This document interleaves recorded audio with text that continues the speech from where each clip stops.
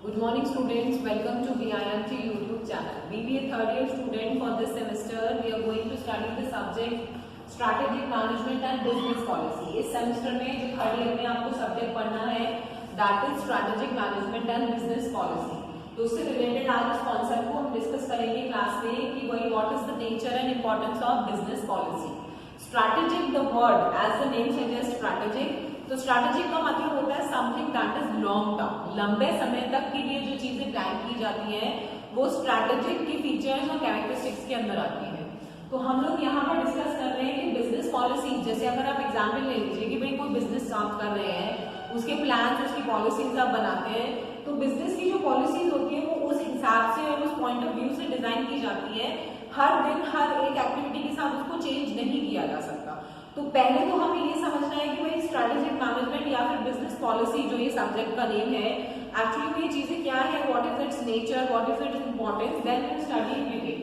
तो let us start with the subject nature and importance of business policy.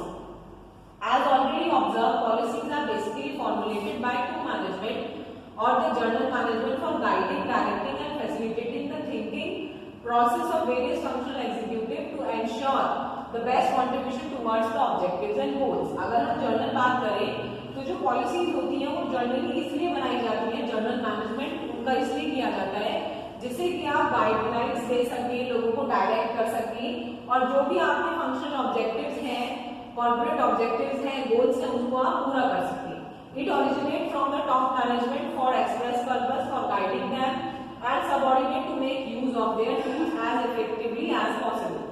जो policies होती है वो बेसिकली जो जैसे ऑर्गेनाइजेशन में 3 लेवल होते हैं, top level, middle level and lower level.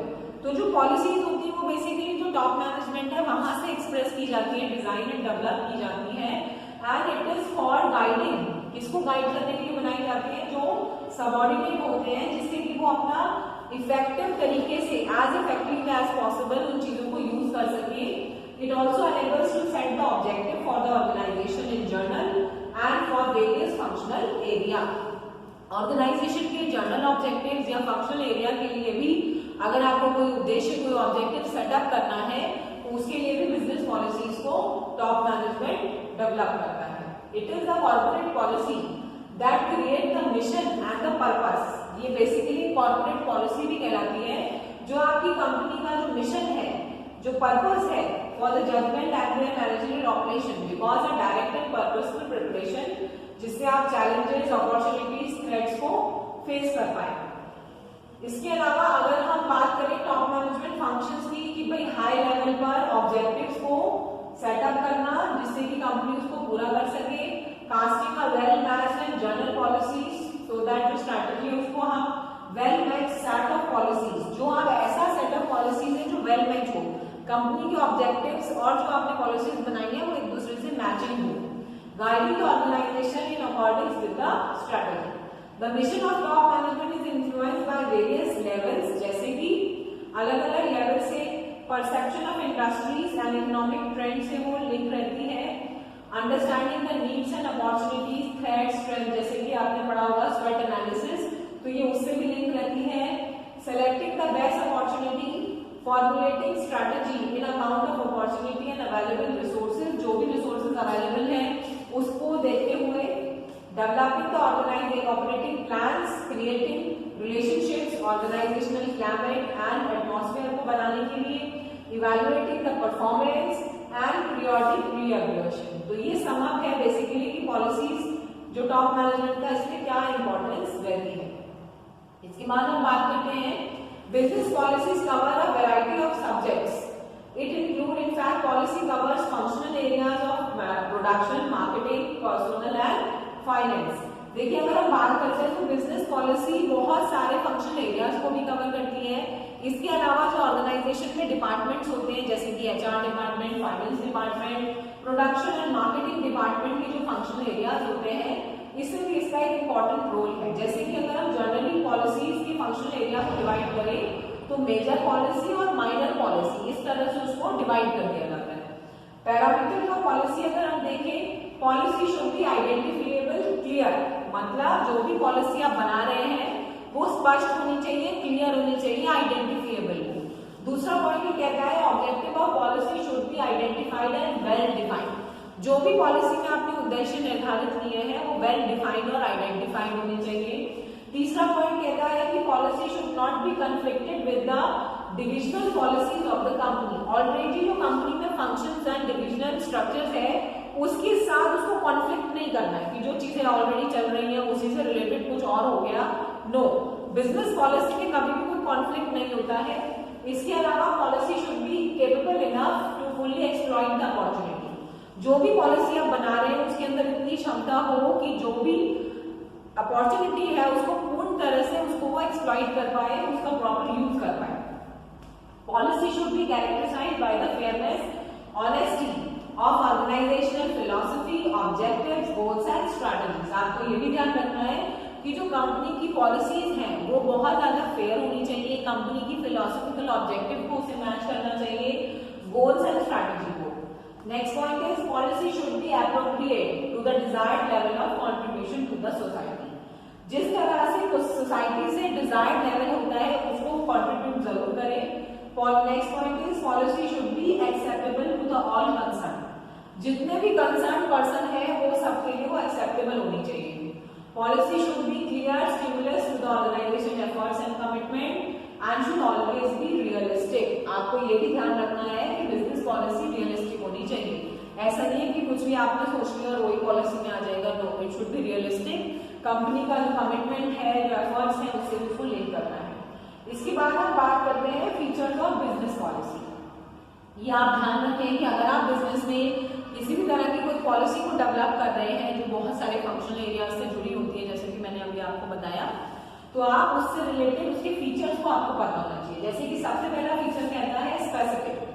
जो पॉलिसी है it should be specific. Uncertain नहीं होनी चाहिए कि मतलब कुछ क्लियर ही नहीं है, स्पेसिफिक होनी चाहिए, सर्टेन होनी चाहिए। ठीक है, it should not be difficult in implementation. भाई स्पेसिफिक का मतलब है कि जो निर्धारित किया है वैसा ही हो, ऐसा ना हो कि आप उसे जब इम्प्लीमेंट करना जाए, उस पर कुछ काम करने जाए तो करना मुश्किल हो जाए। It should be clear.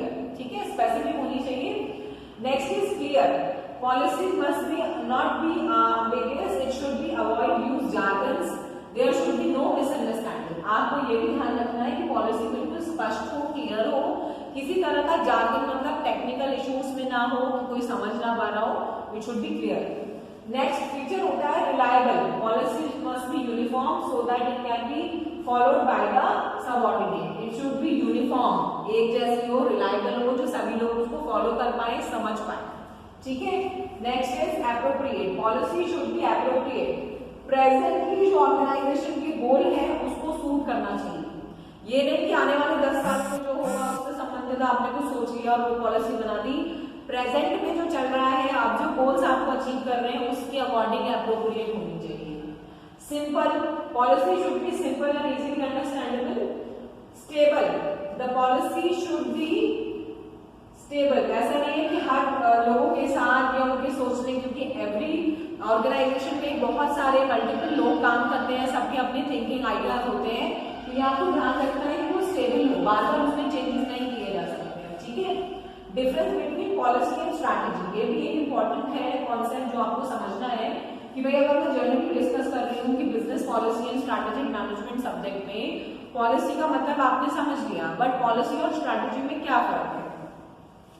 Policy should be synonymous to strategy. The difference between policy and strategy is, policy एक तरह का ब्लूप्रिंट होता है which is repetitive in nature, whereas strategy is concerned with the decision जो कि कभी भी repeat नहीं किए जा सकते। पॉलिसी एक ब्लूप्रिंट है, जो चीजें हम करने जा रहे हैं उसका एक अंदाजा, एक ब्लूप्रिंट होता है। स्ट्रैटेजी कभी भी रिपीट नहीं होती, रणनीति बनाई जाती है किसी भी चीजों को अचीव करने के लिए। ठीक है, policy responsibility to the top level, strategy is basically to the middle level.